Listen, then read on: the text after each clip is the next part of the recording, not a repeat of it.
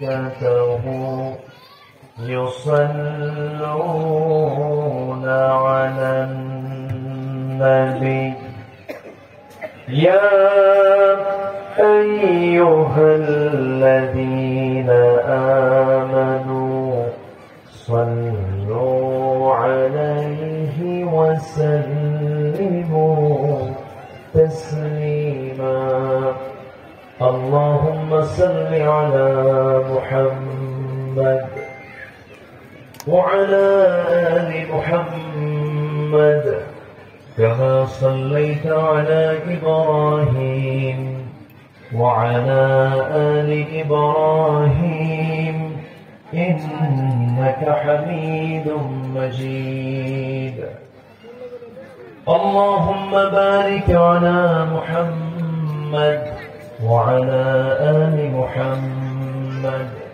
كما باركت على إبراهيم وعلى آل إبراهيم إنك حميد مجيد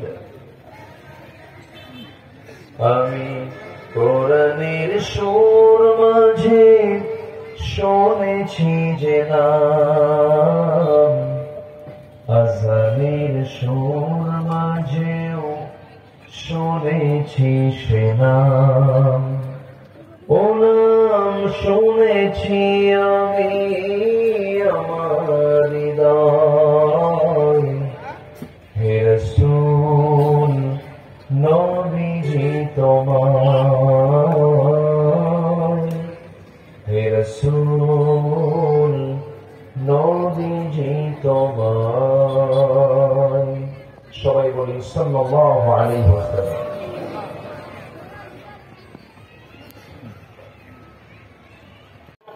সংশোধন করে নিতে হবে ওয়াত্তাকুল্লাহ এবং জীবনের সকল জায়গায় ভয় করতে হবে কাকে আমরা ভয় করব কাকে একটু জিকির করি লা ইলাহা এইটা দেন আওয়াজ দেন এটা চালু করেন খুব ভালো লেগেছে আপনার কথা খুব ভালো লাগছে আলহামদুলিল্লাহ জি শুকরিয়া শুকরিয়া এটা দিয়ে দেন যেভাবে সেট করছেন সেভাবে রাখেন জিকির করি লা ইলাহা আরো জোরে লা ইলাহা লা ইলাহা ইল্লাল্লাহু মুহাম্মাদুর রাসূলুল্লাহ সাল্লাল্লাহু আলাইহি ওয়াসাল্লাম তাহলে সূরা হুজরাতের 10 নম্বর আয়াত আল্লাহ রাব্বুল আলামিন বলছেন যে তোমরা পরস্পর ভাই ভাই থাকবে ভাই ভাইয়ের মধ্যে যদি কোনো ঝামেলা ওয়া রাহমাতুল্লাহি ওয়া বারাকাতুহু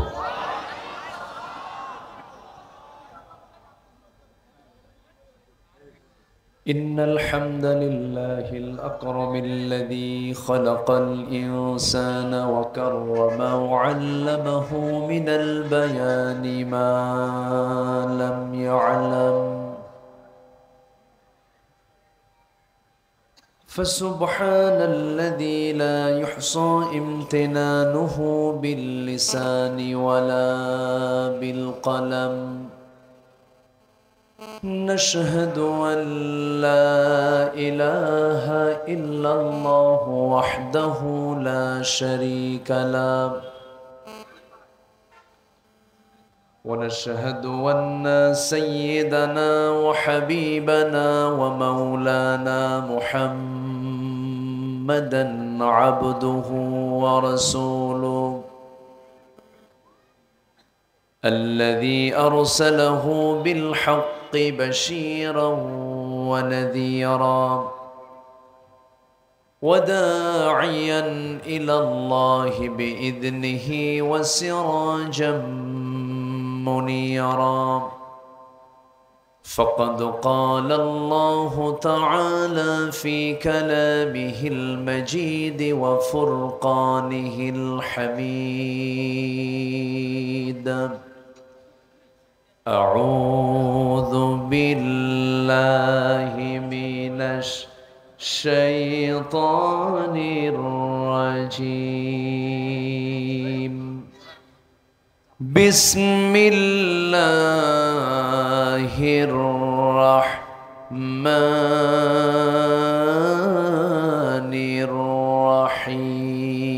الرحيم إن الله وملائكته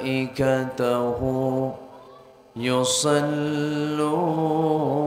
على النبي يا أيها الذين آمنوا صلوا عليه وسلموا تسليما اللهم صل على محمد وعلى آل محمد كما صليت على إبراهيم وعلى آل إبراهيم إنك حميد مجيد اللهم بارك على محمد وعلى آل محمد كما باركت على إبراهيم وعلى آل إبراهيم إنك حميد مجيد آمين কোরআনের সুর মাঝে শুনেছি যে নাম আজানের সুর মাঝেও শুনেছি সে নাম ও নাম শুনেছি আমি আমার হৃদয় হে রাসূল নবীজি তোমায় হে রাসূল নবীজি তোমায় সবাই বলি সাল্লাল্লাহু আলাইহি ওয়াসাল্লাম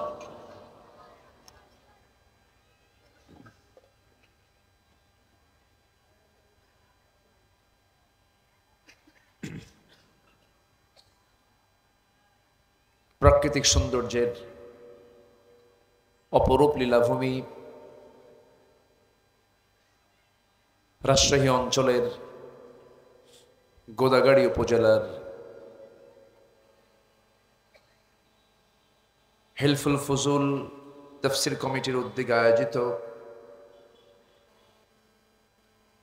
সেনবি অঞ্চলের আমবাগানে অনুষ্ঠিত আজকের এই তাফসীরুল কোরআন মাহফিল 2025 মহৎ আয়োজনের সম্মানিত সুযোগ্য সভাপতি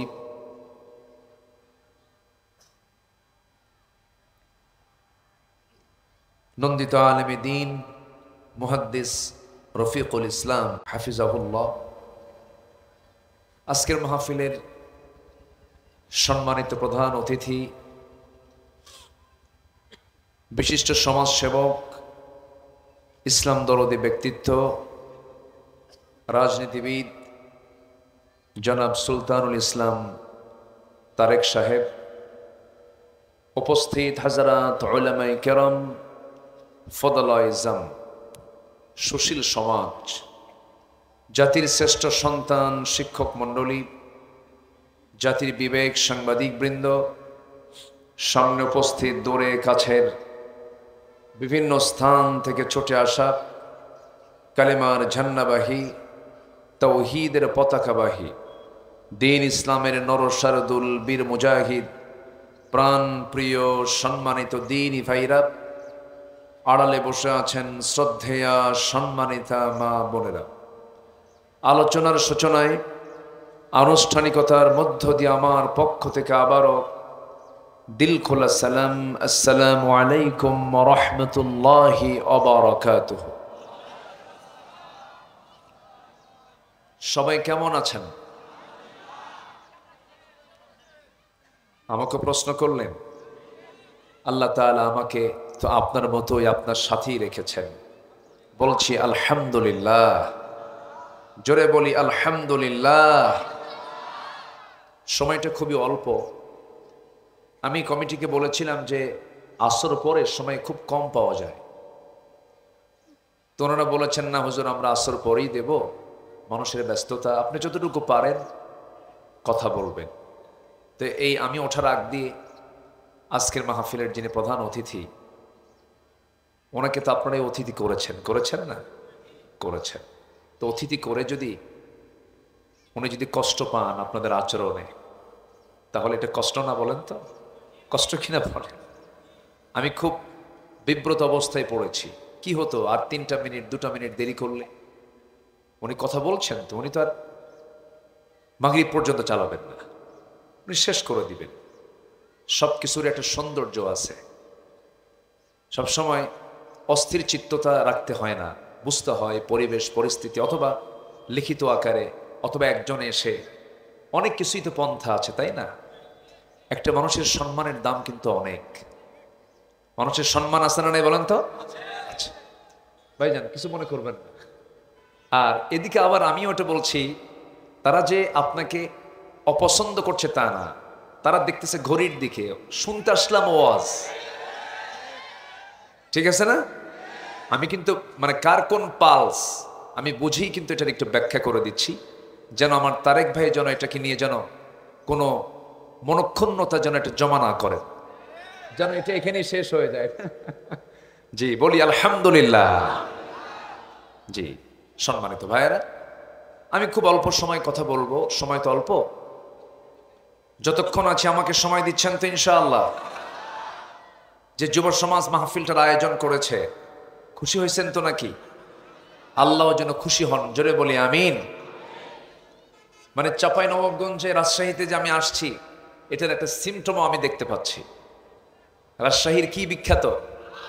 আম বিখ্যাত। সে আম বাগানে একদম যে সময় আম বাগানের যৌবন, মানে বাগানটা নতুন নববধূর মতো সাজতেছে, নববধূর মতো, ঠিক সেই সময় আমরা আম বাগানকে সাথে নিয়ে এই আম বাগানের নিচে আমরা আম বাগানেই আমরা বসে কথাগুলো শুনছি। আল্লাহ যেন আমলের নিয়তে সবাইকে শোনার এবং আমাকেও বলার তৌফিক দান করেন, জোরে বলি আল্লাহুম্মা আমিন। সম্মানিত ভাইয়েরা, আমি যেখান থেকে কথা বলতে চাচ্ছি, আমার তারেক ভাই একটা কথা বলেছেন, খুব গুরুত্বপূর্ণ কথা। প্রেজেন্ট টাইমে একটা গুরুত্বপূর্ণ তিনি একটা মেসেজ দিয়েছেন। হয়তো আপনারা তার কথাটাকে ওইভাবে মাথায় নিতে পারেন নাই, হয়তো নিয়েছেন। গুরুত্বপূর্ণ একটা তথ্য দিয়েছেন, যে সময় যে সংকট, সেই সংকটের সমাধান দরকার, ঠিক কিনা বলেন? এটা যে যুগোপযোগী প্রাসঙ্গিক পরিবেশ সিচুয়েশন, সম্প্রতি কোনো বিষয় নিয়ে কথা বলাই কিন্তু যুক্তিযুক্ত। আমার নবীজি জুমার খুতবা যখন দিতেন, ঘটে যাওয়া 7 দিনের কি ঘটতো, কি হতো, এগুলোকে সামনে রেখেও তিনি কথা বলতেন। তো উনি একটা কথা বলেছেন, সেটা হলো উখুওয়াত, ভ্রাতৃত্ব। আমরা কিন্তু ইদানিং লক্ষ্য করছি ভ্রাতৃত্বের কিন্তু একটা ভাটা পড়েছে। আসতে বলবেন না তো? সবই তো ঠিক, কিন্তু ঠিক তো নাই কিছুই। আওয়াজগুলো আসতেছে কোন জায়গা থেকে? এত কিচির মিচির আওয়াজ। ও মা বোন মাহফিল আসছে অনেক না? বলি আলহামদুলিল্লাহ। আপনার মাইকও তো কথা কয়, এগুলো কি কি করছেন আপনি? একটু আস্তে শোনা যাচ্ছে না একটু? তো এটা তো শুধু আমার অভিযোগ না, সবাই তো বলে, আমারে দোষ দিয়েন না। কি করবেন আপনি? আপনি কি করবেন? কি এতে ঝিরঝির করতেছে? আপনি ওখান থেকে বুঝবেন কি, এখানে একজনকে বসায় দিবেন, পিছনে দাঁড়ায় দিবেন, তাহলে সে টের পাবে। এই যে কেমন একটা ঝিরঝির আওয়াজ, এটা বাদই দেন না হয়। আমাকে দিয়ে কি, আমি কি মুখের মধ্যে নেবো এটা?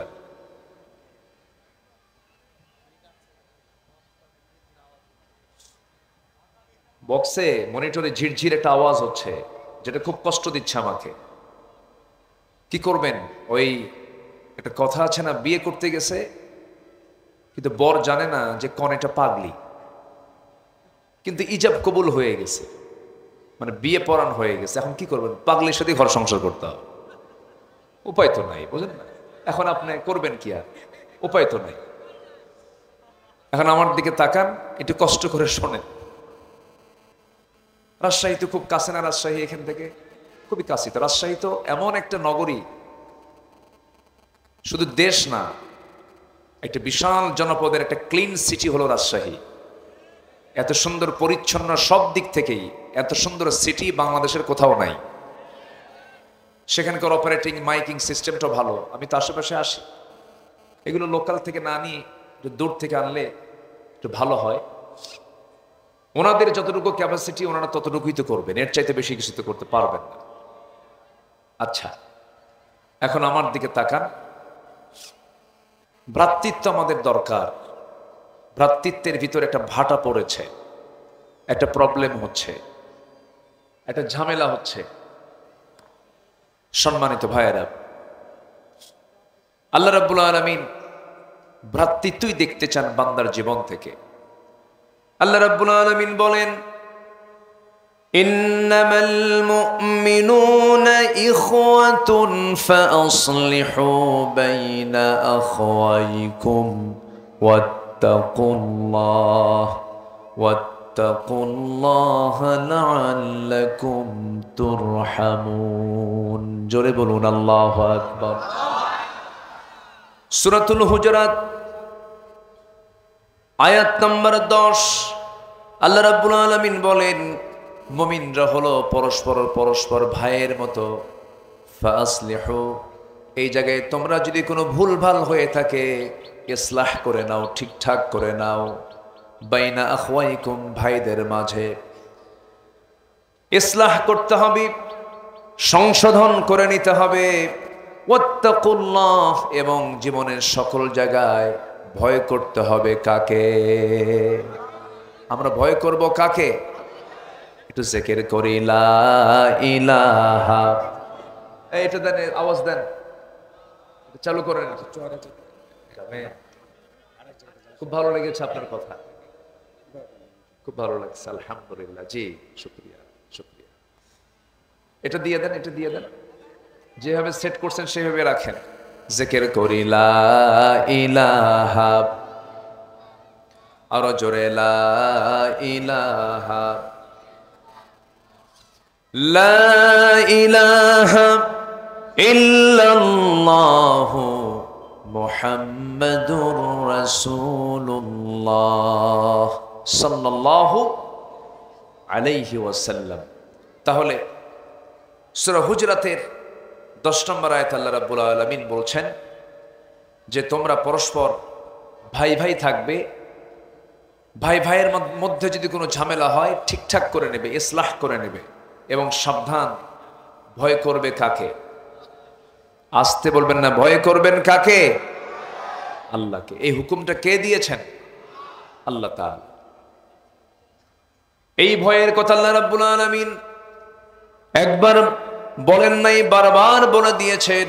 আরেক জায়গায় বলছেন, ইয়া আইয়ুহাল্লাযীনা আমানু তাকুল্লাহা ওয়াল তানজুর নাফসুম মা কদ্দামাত লিগাদিন ওয়াত্তাকুল্লাহ ইন্নাল্লাহা খাবীরুম বিমা তা'মালুন।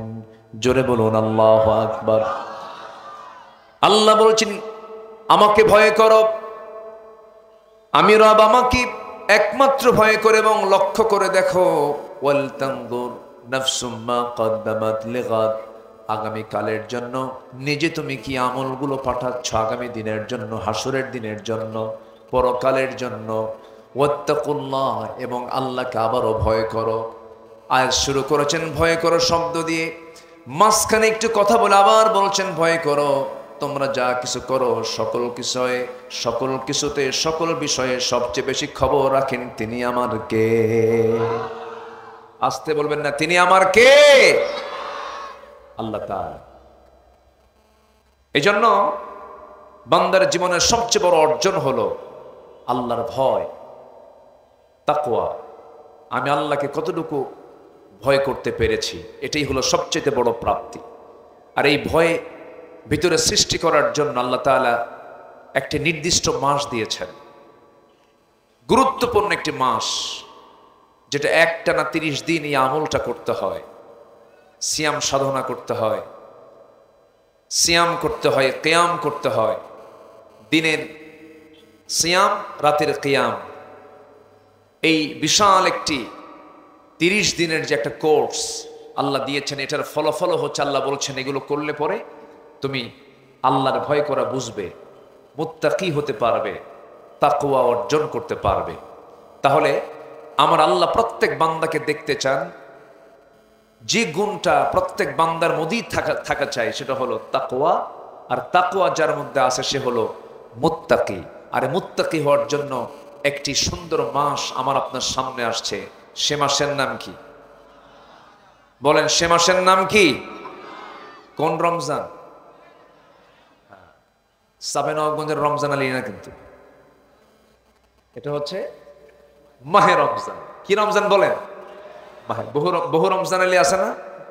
রমজান আলী। জিলহজ আছে, জিলহজ আলী নাম আছে, রমজান নাম আছে, শাবান আলী নাম আছে, মহরমও আছে, রবিউলও আছে। আছে না নাই? আচ্ছা। এই রমজান কিন্তু গোদাগারির রমজান না। এই রমজান হলো মাসের রমজান। কিসের রমজান বলেন? রমজান মানে হলো রমাদান করিম, মানে হলো জ্বালিয়ে দেওয়া, ভস্য করে দেওয়া, সরকার হয়ে যাওয়া। তাহলে এই নামের অর্থ এরকম এত জটিল কেন? জ্বালিয়ে দেওয়া, ভস্য করে দেওয়া, এই নামটা কেন দেওয়া হলো এই মাসে? রমদুন থেকে এসেছে, যার অর্থ হলো জ্বালিয়ে দেওয়া, ভস্য করে দেওয়া। কি জ্বালিয়ে দেওয়া, ভস্য করে দেওয়া? কোনো ঘর না, কোনো বাড়ি না, কোনো মানুষকে নয়, কোনো জানমালকে নয়। এটা হলো বান্দার জীবনে অর্জিত যত গুনাহ করেছিল, এই গুনাহগুলোকে জ্বালিয়ে দিয়ে, ভস্য করে দিয়ে সম্পূর্ণ নিজের জীবনকে গুনাহমুক্ত রাখার জন্য আল্লাহ রাব্বুল আলামিন এই মাসের নাম রমজান দিয়েছেন। জোরে বলি সুবহানাল্লাহ। তাহলে সামনের মাস হচ্ছে গুনাহগুলোকে নিজের জীবন থেকে মাইনাস করে দেওয়ার মাস। এই মাসকে আমরা কাজে লাগাবো না ইনশাআল্লাহ? একটু জোরে বলি ইনশাআল্লাহ। সারাদিন ভালোই থাকে রমজান আলী। রমজান আলী রমজান মাসে রোজা রাখে, ভালোই থাকে, কোনো সমস্যা নাই, সেহরি খায়, ইফতারও করে। ইফতার করার পরেই চলে যায় চৌমাথায়। চৌমাথায় অথবা ত্রিমোহনী এরকম আছে না, এরকম মাথার মোড় যে আছে, ওই মাথার মোড়ে গিয়ে দোকানদারকে বলে, ভাই সারাদিন ভালোই ছিলাম, রোজা ছিলাম, ভালোই ছিলাম, কিন্তু এখন তো মাথা ঘোরে, দাও ওষুধ দাও, বিড়ি দাও। আছে না নাই বলেন তো? একটা টান দিছে, এক বিড়ি খাওয়া শেষ, বলল সারাদিন খাই নাই তো, তো যেটা খাই নাই এটা কাজা সহ আদায় করি, দাও আরেকটা দাও। আছে না নাই বলেন তো?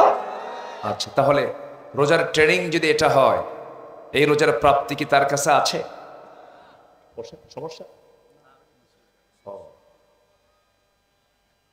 বসে। খুব সুন্দর কথা বলেছেন উনি, আমাদের সালাউদ্দিন আইয়ুবী না? ওই তো আইয়ুবী আর গাজী তো একই কথাই না? মেরে দিলাম একটা। যে ক্যামেরা কি হয়েছে আপনার? মোবাইল সরেন, যে ওনার সঙ্গে আমার একটু কন্ট্যাক্ট হোক। হ্যাঁ, ভয় পাচ্ছেন নাকি আপনি? ভয় পাওয়ার কোনো কারণ নেই। যতটুকু আছে বলি আলহামদুলিল্লাহ। তাহলে রোজা রেখে যদি বিড়ি খাওয়া বন্ধ না হয়, তাহলে কি প্রশিক্ষণ হলো? বলেন তো, প্রশিক্ষণ হলো? হলো। সাহাবে কেরাম রোজা রেখেছেন মাত্র 16টা। কয়টা? 16টা। বদরে চলে গেছেন। কোথায় গেছেন? বদরে। বদরের যুদ্ধ কি খেলতে যাওয়া না অস্তিত্ব? জীবন মরণ লড়াই, দিনকে বিজয়ী করার জন্য লড়াই। কয় রোজা পালন করেছেন? 16টা। আর আমরা এমন রোজা আছি, ত্রিমোহনীর মাথায় গিয়ে এক বিড়ি খায়া আরো 2 বিড়ি লাগাই। তাহলে আমাদের ট্রেনিং হয়নি। একজন রোজাদার কখনো দুনিয়ার তৈরি করা বিধান মানতে পারে না। একজন রোজাদার কখনো আল্লাহর দল ছাড়া দুনিয়ার কোনো দল করতে পারে না। একজন রোজাদার কখনো নামাজি নেতৃত্ব ছাড়া বেনামাজি নেতৃত্ব মানতে পারে না।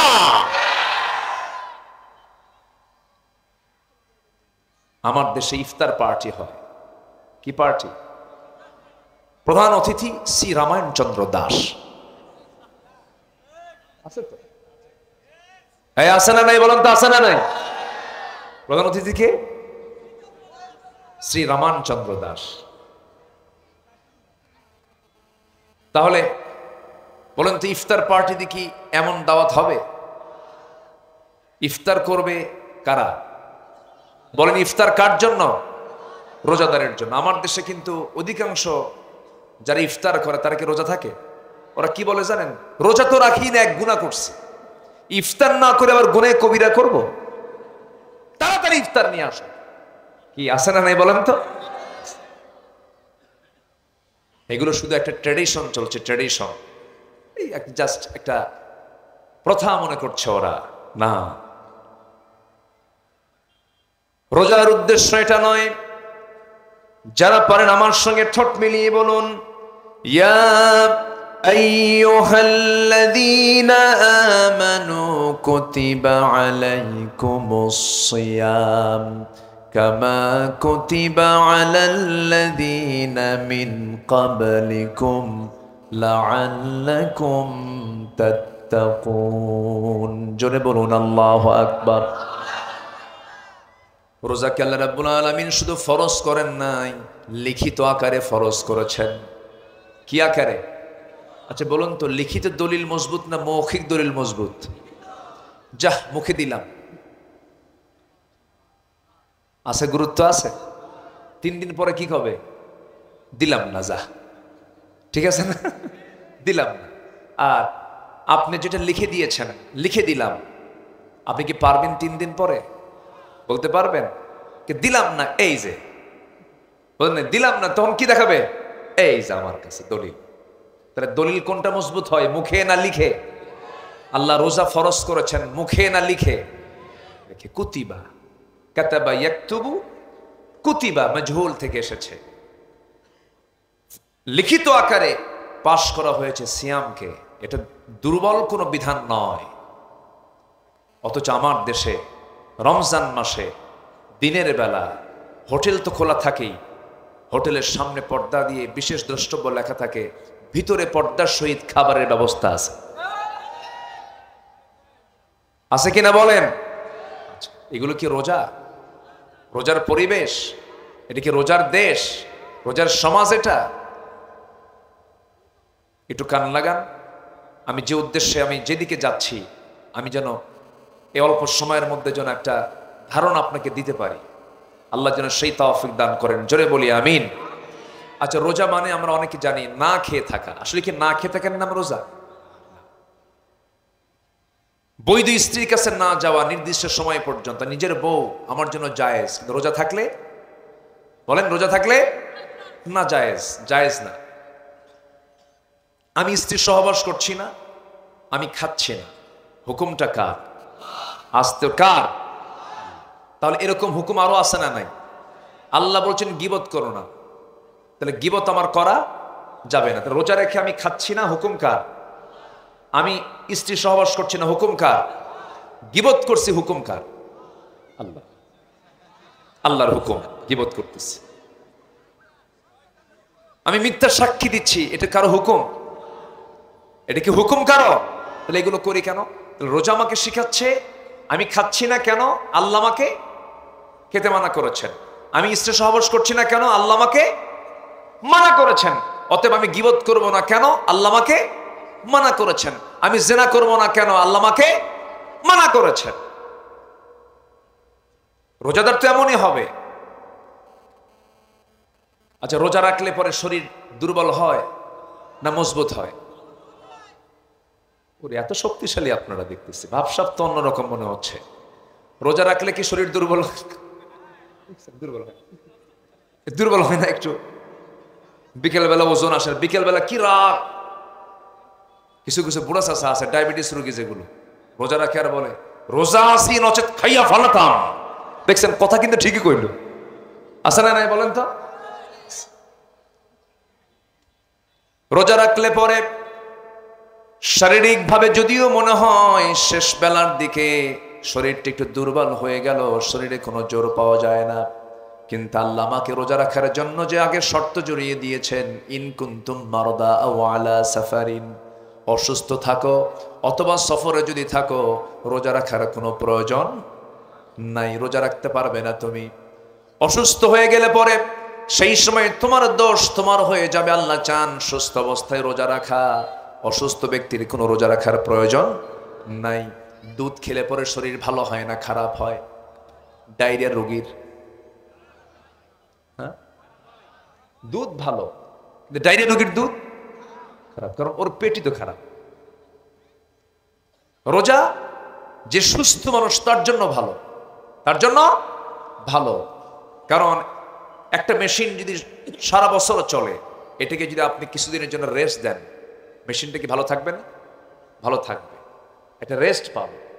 একটানা চলতেছে, যদি একটু মেশিনটা রেস্ট থাকে ভালো হবে না? ভালো হবে। মানুষের দেহ চলে 12 মাস। এই 12 মাসের ভিতরে যদি একটা মাস বান্দা রেস্ট দিয়ে দেয়, তখন তার মাথা থেকে পা পর্যন্ত যত পার্টস আছে সমস্ত পার্টস গুলো তার ঠিক থেকে যায়। আল্লাহ পাক এটাকে বিশ্রামের জন্য দিয়েছেন। বান্দা, আমি তোকে সুস্থ রাখতে চাই, আমি তোকে সবল রাখতে চাই। বিশ্বের কিছু কিছু মেডিকেল ইউনিভার্সিটি, মেডিকেল ক্লিনিক গুলো, কিছু কিছু রোগ আছে, কিছু কিছু চিকিৎসা আছে, যেরকম জটিল রোগ একটা ক্যান্সার, ক্যান্সারের চিকিৎসা করার জন্য বহির্বিশ্ব, ইউরোপ, আমেরিকাতে কিছু কিছু ট্রিটমেন্ট তারা করতেছে। একটানা তাদেরকে 10 ঘন্টা 12 ঘন্টা করে তাদেরকে না খেয়ে রাখে। না খেয়ে রাখলে পরে নাকি ক্যান্সারের জীবাণুগুলো সরে যায়। আমার বন্ধুগণ, আল্লাহ পাক রোজা বান্দাকে দিয়েছেন অসুস্থ হওয়ার জন্য নয়, সুস্থ মানুষ আরো সুস্থ হওয়ার জন্য। জোরে বললে সুবহানাল্লাহ। কিন্তু ওই দুধের মতো, যে দুধ পেট ভালো সেই দুধ স্বাস্থ্যের জন্য ভালো, কিন্তু যে পেট খারাপ সেই দুধ খেলে কি হবে? আরো খারাপ হয়ে যাবে। তো রোজা, যিনি সুস্থ মানুষ তার জন্য রোজা, যিনি অসুস্থ তার জন্য রোজা নয়। এটা মানা করে দিয়েছেন কে? আল্লাহ। আমার বন্ধুগণ, একটু কান লাগাবেন, একটু মনোযোগ দিয়ে শুনবেন। আল্লাহ রাব্বুল আলামিন বলছেন, রোজা রাখলে পরে তোমার উপকার হবে, একটা সবচেয়ে বড় গুণ তুমি অর্জন করতে পারবে, সেটা হলো কুতিবা আলাইকুমুস সিয়ামু কামা কুতিবা আলাল্লাযীনা মিন ক্বাবলিকুম লাআল্লাকুম তাত্তাকুন। তোমরা মুত্তাকি হতে পারবে। কি হতে পারবে বলেন? মুত্তাকি হতে পারবে। মুত্তাকি এমন একটা গুণের নাম, যে গুণটা অর্জন করতে পারলে আল্লাহ রাব্বুল আলামিন তাকে জান্নাত দিয়ে দিবেন। মুত্তাকি কারা? মুত্তাকিদের কি বৈশিষ্ট্য হবে? আল্লাহ রাব্বুল আলামিন কোরআন খোলার সঙ্গে সঙ্গে তা জানায় দিয়েছেন। যারা পারেন ঠোঁট মিলিয়ে বলুন, যালিকাল কিতাবু লা রাইবা ফীহি হুদাল লিল মুত্তাকিন আল্লাযীনা ইউমিনুনা বিল গায়বি ওয়া ইউকিমুনাস সালাতা ওয়া মিম্মা রাযাকনাহুম ইউনফিকুন والذين يؤمنون بما أنزل إليك وما أنزل من قبلك وبالآخرة هم يوقنون। জোরে বলুন আল্লাহু আকবার। আল্লাহ রাব্বুল আলামিন নিজে বলছেন মুত্তাকি কারা?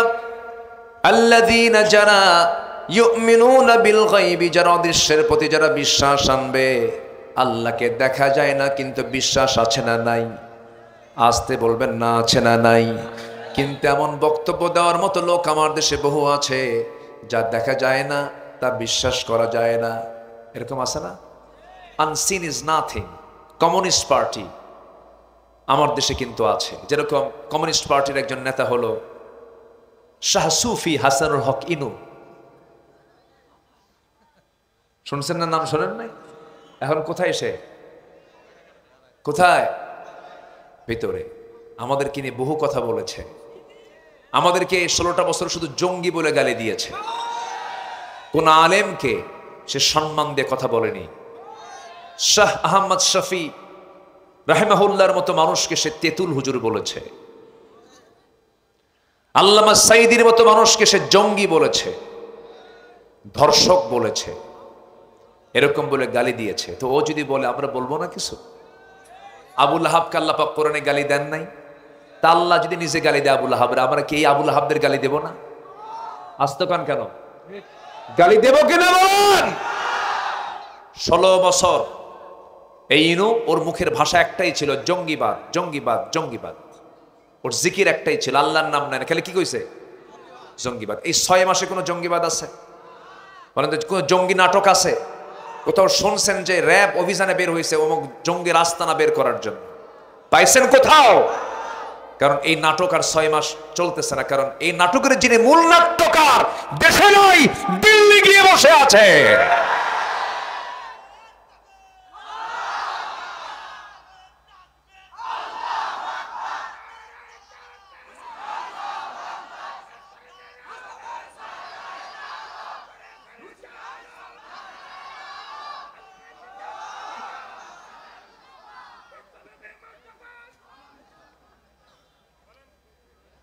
সম্মানিত বন্ধুগণ, কোন নাস্তিকের বাচ্চা ইসলামের বিরুদ্ধে কথা বললে জিহ্বা টেনে ছিঁড়ব আমরা। এই ক্ষেত্রে কোনো আপোষ করা যাবে? নাস্তিক আমার দেশে আছে না নাই? গত 2 দিন আগে রাসূল কিনে বাজে কথা বলেছে, ধরছে, ওরে জেলখানায় ঢুকেছে। আমরা এমন একটা আইন চাই, আল্লাহ এবং রাসূলকে গালি দেওয়া মাত্রই তার পৃথিবীতে বেঁচে থাকার কোনো অধিকার থাকতে পারে না। ইসলাম 3টা অপরাধকে চূড়ান্ত অপরাধ, চূড়ান্ত শাস্তি বলে গণ্য করেছে। 3টা অপরাধের শাস্তি, চূড়ান্ত শাস্তি দিয়েছে। 1 নাম্বার আস-সাইয়্যিবুজ জানি, বিবাহিত জেনাকার। কি জেনাকার বলেন? মানে বুড়া জেনাকার। কি জেনাকার? বুড়া। আশ-শাইখুজ জানি, বুড়া হয়ে গেছে, আকাম কুকাম ছাড়ে না। আল্লাহ বলতেছে ওই বুড়ারে ধর, একদম শেষ করে দে। ও শুধু সমাজে রোগ ছড়াবে। কি ছড়াবে? রোগ ছড়াবে। যুবক মানুষ, বিয়ে করে নাই, যৌবনের একটা উন্মাদনা আছে, হঠাৎ করে একটা মিসিং হয়ে গেছে। আল্লাহ বলছেন মিয়াতা জালদা, 100 দৌড়া মার, লোকজনের মধ্যে নিয়ে এসে একটু পিটা। কারণ অবিবাহিত, তো তাকে হত্যার অর্ডার ইসলাম দেয় নাই। ইসলাম অবস্থা বুঝে বয়স ভেদে শাস্তি নির্ধারণ করে দিয়েছে। ইসলামের কোন বিধান অমানবিক নয়, ঠিক কিনা বলেন? কিন্তু ওরা না বুঝে অনেক কথা বলে যে না, ইসলাম যে হত্যার অর্ডার দিয়েছে এটা অমানবিক। এই জাতীয় কথা বললে পরে ইমান আসে না ইমান গেছে? আপনি কি জানেন যে জেনা করবে বিবাহিত অবস্থায় সে একটা নিজেই একটা অ্যাটম বম, সে যে একটা জীবাণু, সে যে জীবাণু বহন করে চলছে। যে মহিলা একাধিক পুরুষের সঙ্গে মিলিত হবে সে নিজে একটা অ্যাটম বম, সমাজের জন্য একটা মহামারী। ইসলাম এই জন্য তাকে দুনিয়া থেকে বিদায় করার অর্ডার দিয়েছে। ওর থেকে রোগ ছড়বে। কি ছড়বে? এইডস, HIV, সিফিলিস, গনোরিয়া, এই যে জটিল জটিল যে রোগ, এই রোগের কোনো ঔষধ নাই। সব কিছুর মূল কারণ হলো জিনা, ব্যভিচার। না বুঝে না জেনে কথা বলে ফেলে। সম্মানিত ভাইয়েরা, কষ্ট পাচ্ছেন নাকি আপনারা? চালাবো? এত সুন্দর মানুষ, বলি আলহামদুলিল্লাহ। কিসের গাড়ি এটা? কিসের গাড়ি? গোদা। কিসের গাড়ি? এদিকে তো সব তো মোটর গাড়ি, গোদা কেমনে কি আসলো? এখন কি আর গোদার গাড়ি আছে নাকি? নাম দিয়েছে বাপ দাদারা, তাই না? এই জন্য নামটা আমরা এখনো লালন করছি। খুব সুন্দর মানুষ আপনারা, আমি খুবই আনন্দিত। এত সুন্দর করে সবাই এই ব্যস্তপূর্ণ সময়, 24 ঘন্টার সবচেয়ে ব্যস্তপূর্ণ সময় হলো এই সময়টা। মানুষ বিভিন্ন কাজে দৌড়াদৌড়ি করে, একটু খেলে, এদিক সেদিক যায়। আপনারা কোরআনের জন্য আপনারা বসে আছেন, বলি আলহামদুলিল্লাহ। তাহলে আগামী রমজান যে আসতেছে, এই রমজান শুধু তাকওয়ার মাস বললে ভুল হবে। আগামী রমজান হলো বদর যুদ্ধের মাস। রমজান হচ্ছে বিজয়ের মাস। আল্লাহু আকবার বলেন। এই মাসে বিজয় এসেছে। কি এসেছে? ফতে মক্কা, ইন্না ফাতাহনা লাকা ফাতহাম মুবিনা, এই বিজয়টা আল্লাহ পাক মক্কা বিজয়টাও দিয়েছেন রমজান মাসে। আবার বদর যুদ্ধটা হয়েছে কোন মাসে? রমজান মাসে, 17তম রমজান। কততম রমজান? দ্বিতীয় হিজরি 17তম রমজান। জীবনের প্রথম রোজা রেখেছেন সাহাবীরা, অভিজ্ঞতা প্রথম, জীবনের প্রথম অভিজ্ঞতা। মাত্র 16টা রোজা রেখেছেন। কোন সময় রাখলেন সে রোজা? যে সময় তারা ঘর বাড়ি ছাড়া, বউ বাচ্চা ছাড়া, দেশ ছাড়া, মক্কা ছেড়ে সবাই চলে আসছে কোথায়? মদিনায়। ওই সময় রোজা ফরজ হল। রোজা পালন করলেন সাহাবীরা, লাআল্লাকুম তাত্তাকুন, তাকওয়ার চূড়ান্ত লেভেলে পৌঁছে গেলেন। আল্লাহ রাব্বুল আলামিন বললেন, তোমাদের জন্য বদর যুদ্ধের ডাক চলে আসছে। আমি আল্লাহ বলছি, ওয়ালাকাদ নাসারাকুমুল্লাহু বিবাদরিন ওয়া আনতুম আদিল্লাহ। আল্লাহ সাহায্য করেছেন বদরে। বদরে মুসলমানদের সৈন্য সংখ্যা ছিল 313, কাফিরদের সৈন্য সংখ্যা ছিল 1000। খুব একটা কম বেশি না মনে হয়? হ্যাঁ, শুধু কম বেশি না, অনেক কম বেশি। সাহাবীদের কোনো ঘোড়াই নাই, ওদের সব অশ্বারোহী, সব ঘোড়া, অস্ত্রে শস্ত্রে সজ্জিত। একটি প্রশিক্ষিত টিম নিয়ে আবু জেহেল 1000 সৈন্য নিয়ে রওনা দিয়েছে। এই গাজী ভাই কই যান? গাজী ভাই, গাজী সালাউদ্দিন ভাই বসে। 1000 সৈন্যবাহিনী নিয়ে আবু জেহেল, উতবা, শাইবা, মুগিরা, ওয়ালিদ, সব কাট্টা কাট্টা কাফেররা লোহিত সাগরের পাশ দিয়ে ঘেঁষে চলে গেছে বদর প্রান্তরে।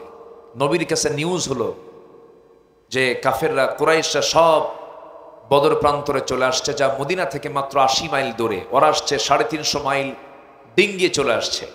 আমার নবীজি সাহাবে কেরাম করলেন, সাহাবীরা ঘটনা তো এই, ওরা চলে আসছে, ওরা মদিনাও অ্যাটাক করতে পারে, আর সামনের দিকে এগিয়ে আসতে পারে, চলো আমরা প্রতিহত করি। সাহাবীরা সামনে দাঁড়ায় বলেন, ইয়া রাসূলুল্লাহ, রোজা আছি, শরীর দুর্বল, কিন্তু ঈমান তো দুর্বল না, তাকওয়া আছে। যেরকম সুবহানাল্লাহ। আচ্ছা, মুসলমানদের বিজয়ের জন্য গায়ের জোর দরকার না ঈমানের জোর দরকার? কিসের জোর দরকার বলেন? ঈমানের জোর দরকার। ঈমানের জোরটা আছে ইয়া রাসূলুল্লাহ। কিন্তু রাসূল বললেন, না রে না, শুধু ঈমানের জোর থাকলেও হবে না, গায়ের জোরও থাকতে হবে। আজকের দিনে যে তোমরা রোজা রেখেছ, যুদ্ধ গিয়ে তরবারি চালাতে হবে, রোজা ভেঙ্গে ফেলে দাও, রোজা ভেঙ্গে ফেলে দাও। রোজা ভেঙ্গে ফেলার যখন কথা বলা হলো, সঙ্গে সঙ্গে সাহাবীরা বললেন, ইয়া রাসূলুল্লাহ, রোজা যে ভাঙবো, এটা তো ফরজ রোজা, আমরা রোজাও রাখবো, এটাও ফরজ, জিয়াদও ফরজ। রাসূল বলেন, কোনো কথা নাই, ইন কুনতুম মারদা আও আলা সাফারিন, তোমরা যদি অসুস্থ থাকো অথবা সফরে থাকো, তোমরা যেহেতু সফরে যাচ্ছ, মুসাফির হয়ে গেছে, অন্য সময় রোজা রাখা যাবে, রোজা তোমাদেরকে ভাঙতে হবে। আমার নবীজি নিজেও রোজা ভাঙলেন, সব সাহাবী রোজা ভেঙ্গে ফেলে দিলেন। আমার নবীজি যুদ্ধের ময়দানে ঝাঁপিয়ে পড়লেন। রোজা রাখা ফরজ, জিহাদ করাও ফরজ, কিন্তু কোন ফরজের জন্য আরেক ফরজ ভাঙ্গা লাগলো? বলেন বলেন বলেন বলেন বলেন বলেন, কোন ফরজের জন্য? আর সেই জিহাদকে অনেকে পাত্তাই দিতে চায় না। পাত্তা দেবে কেন? জিহাদ তো ঝুঁকিপূর্ণ কাজ। জিহাদ কি কাজ? ঝুঁকিপূর্ণ। রোজা রাখতে কি কোনো সমস্যা আছে? বেগুনি খাওয়া যায়। কি খাওয়া যায়? বেগুনি খাওয়া যায়। বরঞ্চ রমজান মাসে অন্য মাসের চেয়ে তারা বেশি খায়। আবার কয় কি জানেন, এই মাসে কোনো খাইলে হিসাব নাই। দেখছেন কি হাদিস পাইছে?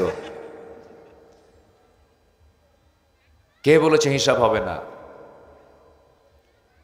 সম্মানিত ভাইয়েরা, আমার নবীজি সাহাবে কেরামকে নিয়ে বদর প্রান্তর পর্যন্ত পৌঁছে গেলেন। কি ঘটনা? কি পিকনিক? ওরা মিলাদ পড়াচ্ছে। ঠিক আছে, পড়াও। রাস্তায় চললে উচিত হলো আল্লাহর কালাম তেলাওয়াত করা, কারণ রাস্তার চাকার সাথে সাথে দুর্ঘটনা আছে না নাই বলেন তো? আর এই জাতি কি করে জানেন? মানে মানে মৃত্যুর সময়ে যেন মালাকুল মউত তো আসবে, ওর সাথে যেন শয়তানও আসে। বিয়ের দিন পিকনিকে যে গান বাজনাগুলো হয়, একটা পরিবেশ পেয়েছেন আপনারা, এগুলোকে প্রতিরোধ গড়ে তুলতে হবে। এগুলোকে মোকাবেলা করার জন্য একটা প্রতিরোধ গড়ে তোলার দরকার আছে না নাই? আপনার গ্রামের কোন বিয়ের অনুষ্ঠানে কোন ডিজে সেট বাজাতে দিবেন না। মাতব্বররা দাঁড়ায়া যাবেন, বিয়ের অনুষ্ঠানে এগুলো কি করতে দিবেন না। সতর্ক হবেন, সব ঠিক হয়ে যাবে। এই দেশকে অস্থিতিশীল করার জন্য একটা মহল নেমেছে, রাস্তার মোড়ে মোড়ে ভিক্ষা করার জন্য। কি চিন্তাগুলো চলতেছে না? জোর করে ভিক্ষা। ওটা কি করে ভিক্ষা বলেন? মানে যখন এমনি দেয় না, মানে মানুষ এমনি চায় না, চায়, কিন্তু ওরা এমনি চায় না, ওরা কি জোর করে চায়, জোর করে ভিক্ষা। এখন অস্ত্র দেখাচ্ছে। এগুলোকে প্রতিরোধ গড়ে তুলতে হবে। একদম সম্মিলিতভাবে আগায় যাবেন। এই দেশকে অস্থিতিশীল করতে চায় যারা, তারা এই দেশের শত্রু, জাতির শত্রু, ঠিক কিনা? সতর্ক থাকতে হবে। কিচ্ছু না, চোর 10 জন, বাড়িওয়ালা 1 জন। শক্তি বেশি কার? শক্তি বেশি কার? বাড়িওয়ালা। এক শুধু হুমকি মারবে, ধর, মারবে দৌড়। এই জন্য আমরা ন্যায়ের পক্ষে থাকলে আমাদের বিজয় কে দিবেন বলেন তো? আল্লাহ দিবেন। তো বদর প্রান্তরে সাহাবায়ে কেরাম 16 রোজা রেখে কি তাকওয়া অর্জন করলেন? বদরে চলে যাচ্ছেন। 313 জন সাহাবী রাসূল জড়ো করেছেন। এর মধ্যে ছোট্ট 2টা বাচ্চাও আছে। এখানে এরকম কোনো বাচ্চাই দেখতেছি না। এই যে এরকম 11 বছর 13 বছরের ছোট্ট ছোট্ট 2টা বাচ্চা নবীর সামনে বসে বলে, হুজুর আমরা যুদ্ধে যেতে চাই। কেন? আমরা আপনাকে খুব ভালোবাসি এই জন্য। তো ভালোবাসো তো যুদ্ধে যাবা কেন? যে আপনাকে যে মারছে বেশি আবু জেহেল, ও নাকি যুদ্ধে নাকি আসছে শুনলাম, ওর একটু সাইজ করতে যাব। সুবহানাল্লাহ বলবেন না? নবীজি বললেন, তুমি ছোট মানুষ, তোমরা পারবা এটা? হুজুর কি কন, শুধু অনুমতি দেন, দেখেন কি করি। রাসূল বলেন, পারমিশন দেওয়া যাবে না তো, তরবারি তো ধরতে পারবা না, শক্তি তো নাই। বড়জন বলে, হুজুর আপনি আমারে পারমিশন দেন, ওর চেয়ে আমার শক্তি বেশি আছে। ছোটজন বলে, হুজুর ওরে পারমিশন দিবেন, ওর গায়ে তো কোনো শক্তি নেই, ও শুধু লম্বাই শুধু বড়, কিন্তু গায়ের শক্তি তো আমার বেশি। আমার নবীজি খুব খুশি হলেন, দুজন কি পারমিশন দিয়ে দিলেন। ছোট্ট 2টা বাচ্চা বদর প্রান্তরে। কোন মাস বলেন তো? কোন মাসের কথা বলছি? রমজান মাস। রোজা রাখা না রোজা না রাখা? বলেন সাবির কি রোজা রাখা না না রাখা? না রাখা। কোন মাসে? তাহলে কোন ফরজ পালন করার জন্য? আমার কথাই কিন্তু বুঝতে হবে একটু। আমার নবীজি বদর প্রান্তর পর্যন্ত চলে গেলেন। আমার নবীজি সাহাবায়ে কেরামকে দাঁড় করাইয়া দিলেন। সব সাহাবীরা দাঁড়ায় গেছেন। প্রথম কাতারে ছোট্ট 2টা ওই বাচ্চাও দাঁড়ায় গেছে। এক সাহাবীকে মাঝে দাঁড় করাইয়া 2 জন দুপাশে দাঁড়াইয়া 2 জন একসঙ্গে বলে, চাচা আবু জেহেল কই? সাহাবী সঙ্গে সঙ্গে আশ্চর্য হয়ে বলছে, ছোট মানুষ, ওর নামটা নিল কেন? কি হয়েছে? কি করবা বলো? এই ছোট্ট 2টা বাচ্চা বলতেছে, শুনেছি এই কুলাঙ্গার নাকি রাসূলকে বেশি কষ্ট দিয়েছে, কি একটু দুনিয়া থেকে বিদায় করব আমরা। সাহাবী বলছেন, তোমরা কেমন করে মারবে? তোমাদের গায়ে সে শক্তি নাই, বাহুবল নাই। ওই যে ঘোড়ার পিঠে বসে আছে, 2 দিকে 2 পা ছেড়ে দিয়া চতুর্দিকে সৈনিক তাকে পাহারা দিচ্ছে। বলতে দেরি হয়েছে, যেতে দেরি হয় নাই। ছোট্ট 2টা বাচ্চা বাজ পাখির মতো উড়ন্ত হয়ে সিংহের মতো গর্জন দিয়া আবু জেহেলের 2 পাশে 2 জন দাঁড়ায় গেছে, তরবারি হাতে নিয়ে পজিশন নিয়ে দাঁড়ায় গেছে।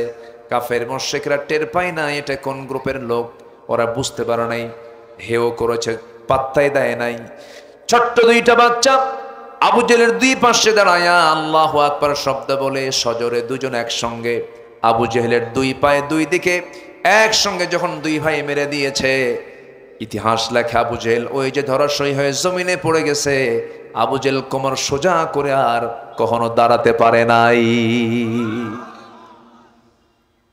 আবু জেহেল ধরাশয়ী হয়ে গেল। কিন্তু এই দিক থেকে 2 ভাইয়ের মধ্যে বড় ভাই যে মাস একাকি দাঁড়ায় আছে, তরবারি হাতে নিয়ে। পিছন দিকে একজন কাফের এসে তার ডান হাতে মেরে দিয়েছে।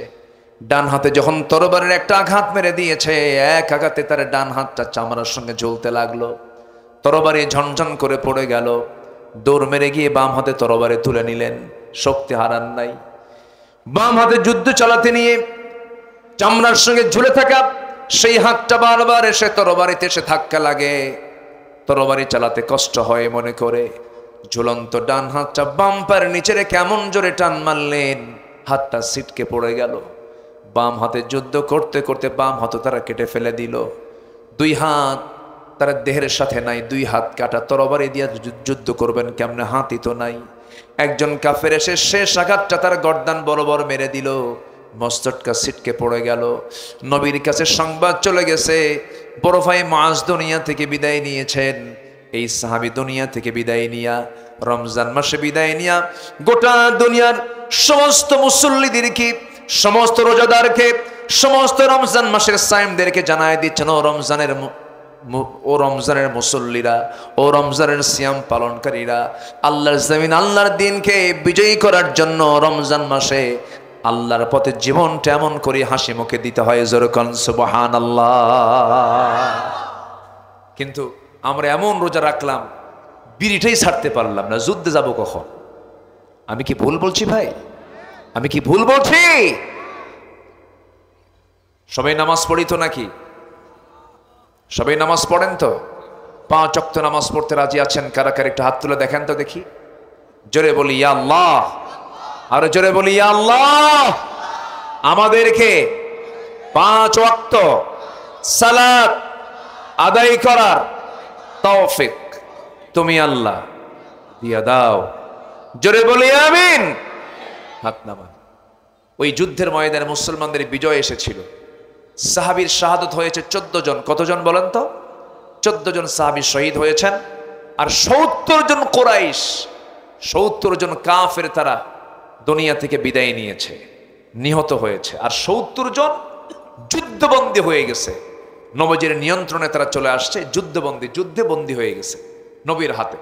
এর মধ্যে ছিল হলো 2 জন বিশেষ ব্যক্তি যা নবীজির একদম সরাসরি আত্মীয়। একজন হলো সাইয়েদনা আব্বাস রাদিয়াল্লাহু তাআলা, তখন তিনি ইসলাম কবুল করেন নাই, তিনি যুদ্ধবন্দী হয়ে গেলেন।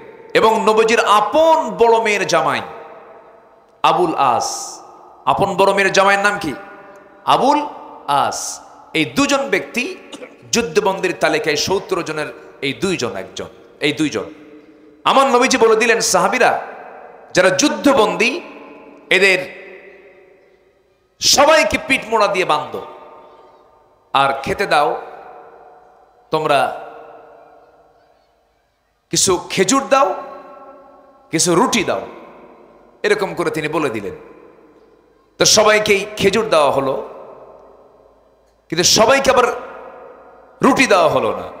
বিশেষ 2 জনকে আমার নবীজির জামাই এবং আপন চাচা সাইয়েদনা আব্বাস তখন ইসলাম কবুল করেন নাই, এই 2 জনকে তারা খেজুর দিলেন। কি বলে, খেজুর তো দিলেনই, এবং তাদেরকে ছাগলের গোশত এবং রুটি, উন্নত মানের খাবার দেওয়া হলো।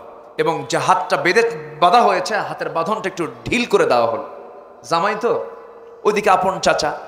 নবীর কানে সংবাদ গেল, হুজুর গ্রেফতার হয়েছে আপনার আপন চাচা এবং আপনার জামাই। কি করলা তোমরা? হুজুর আপনার জামাইকে একটু আদর করছে আমরা। কেন? বান্ধনটা একটু নরম করে দিয়েছি আর খাবারটা একটু উন্নত করে দিয়েছে। রাসূল বলেন, না, এটা করা যাবে না, স্বজন প্রীতি দেখানো যাবে না। আমার জামাই এবং আমার চাচার সঙ্গে তোমরা যে আচরণ করেছো, বাকি 68 জনের উপরে সেই আচরণই করো। আল্লাহু আকবার বলেন। আমার নবীজি কি সমত রক্ষা করেছেন। তো সবাই মুক্তিপণ দিয়ে সব মুক্তি নিয়ে চলে যাচ্ছে মক্কার দিকে। অনেকেই চলে যাচ্ছে। আমার নবীজি আপন চাচা আব্বাসকে ডাক দিলেন, চাচা আপনি তো যুদ্ধে আসছেন আমার বিরুদ্ধে, আমি আপনার ভাতিজা হই, তো মুক্তিপণ দিতে হবে। চাচা বলে, তুমি আমার ভাতিজা, তুমি আমার থেকেও নিবা? আপনি যুদ্ধে আসলেন কেন? আপনি কেন যুদ্ধে আসছেন? দিতে হবে। তো বলতেছে, তোমার চাচি আম্মার কাছে তেমন কিছু নাই। রাসূল বলেন, আপনি মিথ্যা কথা বললেন কেন? আপনি আমার চাচি আম্মার কাছে 6টা স্বর্ণের বার রেখে এসেছেন। সাইয়েদনা আব্বাস বলেন, ভাতিজা মুহাম্মদ, প্রায় 600 মাইল দূরে থাকা তুমি ব্যক্তি আমার ঘরে গোপনে 6টা স্বর্ণের বার আমার ঘরে আমি রেখে এসেছি, তোমাকে সংবাদটা দিল কে? আমার রাসূল বলছেন, চাচা সংবাদ তো সেই জনই দিয়েছেন, আমি তো আল্লাহর নবী, আল্লাহ পাক আমাকেই ওহিটা দিয়েছেন। যেরকম সুবহানাল্লাহ। এই কথা বলার সঙ্গে সঙ্গে সাইয়েদনা আব্বাস কালিমার আমিও সুদা গ্রহণ করলেন। এবার আসলো আপন জামাইয়ের পালা। আপন জামাইকে রাসূল বলেন, আবুল আস তোমাকে মুক্তিপণ দিতে হবে। মুক্তিপণের জন্য মদিনায় একজনকে পাঠানো হলো মক্কার উদ্দেশ্যে। মক্কায় চলে গেছে। আমার নবীর বড় মেয়ের কাছ থেকে মুক্তিপণ হিসেবে একটা প্যাকেট পাঠানো হলো। সেই প্যাকেটটা যখন মদিনায় চলে এলো, নবীজির হাতে যখন প্যাকেটটা পড়লো, মুক্তিপণ হিসেবে মক্কা থেকে আনা হয়েছে তার মুক্তিপণ হিসাবে। প্যাকেটটা খুলেই দেখেন সুন্দর একটা গলার হার। আমার নবীজি গলার হারটা দেখা মাত্রই চোখের পানি আটকাতে পারলেন না। সাহাবায়ে কেরাম বলছেন, হুজুর আপনি তেমন করে কাঁদেন না। রাসূল বলছেন, শোনো, আমি এই গলার হারটা দেখে কাঁদি না, আমি কাঁদতেছি এই জন্য এই গলার হারটা ব্যবহার করতে আমার খাদিজা। আমার খাদিজা যখন তার বড় মেয়েকে বিয়ে দেওয়ার সময় হয়েছিল, বিয়ে দেওয়ার সময় তার নিজের গলার হারটা তার বড় মেয়েকে বিবাহের উপঢৌকন স্বরূপ দান করেছিল। সেই গলার হারটা আমার সামনে আসার সঙ্গে সঙ্গে আমার খাদিজার কথা মনে হয়ে গেছে। সাহাবীরা বলেন, হুজুর যেই সম্পদের সাথে আপনার প্রিয় মানুষের সম্পর্ক জড়িত, সেই গলার হারটা আমরা নেব না। রাসূল বললেন, ঠিক আছে। ও আবুল আস, তুমি আমার জামাই, তুমি তো দিন গ্রহণ করো নাই। তুমি যেহেতু দিন গ্রহণ করো নাই, মুশরিকের ঘরে ঈমানদার নারী ঘর করবে এমনটা ইসলাম জায়েজ করে নাই। তোমার মুক্তিপণ হলো তুমি মক্কায় গিয়ে দেরি না করে আমার মেয়েকে তালাক দিবা, আমি আমার মেয়েকে আমার ঘরে উঠায় নেব। ইসলাম তেমন একটা দিনের নাম, একটা মেয়ের সঙ্গে একটা স্ত্রীর সঙ্গে স্বামীর সম্পর্ক পর্যন্ত নষ্ট হয়ে যায়, ঠিক কিনা? রাসূল কি করলেন? স্ত্রীকে তালাক দিয়ে নিলেন। এটাই হচ্ছে তোমার মুক্তিপণ, চলে যাও, তুমি আমার মেয়েকে তালাক দিয়ে মক্কা থেকে মদিনায় পাঠায় দিবা। মক্কায় ঢুকি তার আপন জামাই আমার রাসূলের মেয়েকে তালাক দিয়ে মদিনায় পাঠায় দিল। আমার নবীজি তালাক প্রাপ্ত সেই মেয়েকে তার ঘরে বরণ করলেন, কারণ ঈমান আছে, সম্পর্ক আছে। ঈমান নাই, সম্পর্ক নাই। এই বদর যুদ্ধের ঘটনা ঘটেছে কোন মাসে বলেন? আসতে বলেন, কোন মাসে? সম্মানিত ভাইয়েরা, আমার মাতৃভূমি বাংলাদেশে 53 বছর শাসনকাল চলেছে। আজ পর্যন্ত মিনিমাম নামাজ সমাজে চালু হোক এই আইনটাই পাশ হয়নি। অথচ সব সরকার ছিল অমুসলিম সরকার না মুসলিম সরকার? বলেন, অমুসলিম না মুসলিম সরকার ছিল? যেই মুসলিমের পরিচয় দিয়ে ন্যূনতম নামাজের আইনটা যারা পাশ করতে পারে না, অন্তত তারা কোনোদিন হাসরের দিন আমার আপনার কোনো উপকারে আসবে না। সব সরকার দেখা শেষ। আগামীর সরকার হবে নামাজের সরকার, আগামী সরকার হবে ইসলামের সরকার, আগামী সরকার হবে কোরআনের সরকার। রাজি আছেন কারা কারা? হাত উঁচু করে দেখান মুসলমান।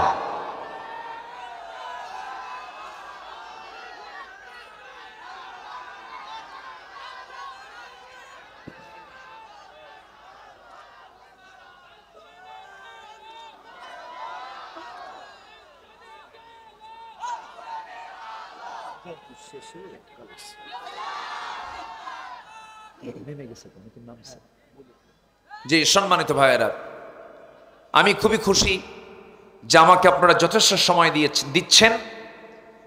দিয়েছেন এবং দিবেন। জোরে বলি ইনশাআল্লাহ। আমরা শেষ সময় পর্যন্ত থাকবো। আমাকে না বলেই একটু স্বেচ্ছাসেবকরা আপনাদের হাতের কাছে চলে গেছে। প্রথমবার তো তারা একটু হিমশিম খাচ্ছে। তা আমি হয়তো অনেকে ভুলেই গেছেন আমার আলোচনার দিকে মনোযোগ দিয়ে।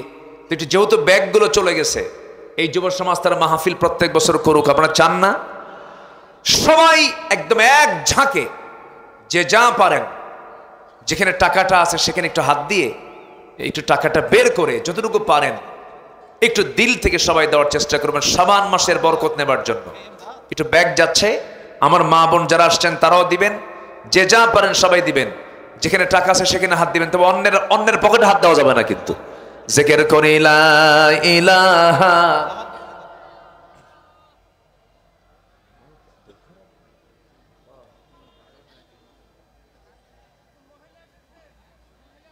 যে আমার মা বোন যারা আসছেন, আমি একটু পরে চাইতাম, যেহেতু আপনারা নেমে গেছেন, আমি আর দেরি করতে পারলাম না। যে অনেকে হয়তো টের পাচ্ছেন না, বুঝতে পাচ্ছেন না, একটু বলে দিলাম যে যা পারে আমরা সবাই দিল থেকে দেওয়ার চেষ্টা করবো। জিকির করে লা ইলাহা,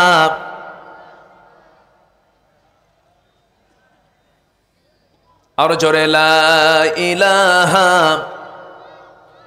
সুবহানাল্লাহ আলহামদুলিল্লাহ। আমি কিন্তু উঠতে বলিনি, একটু মেহরবানি করে বসুন, একটু বসুন। আমরা না উঠি, একটু বসুন প্লিজ। মাহফিল মাহফিল রক্ষার দায়িত্ব কি একার না সবার বলেন তো? সবার। একটু মেহেরবানি করে বসুন, একটু মেহেরবানি করে বসুন, জিকির করেন সুবহানাল্লাহ আলহামদুলিল্লাহ, আর জোরে লা ইলাহা সুবহানাল্লাহ।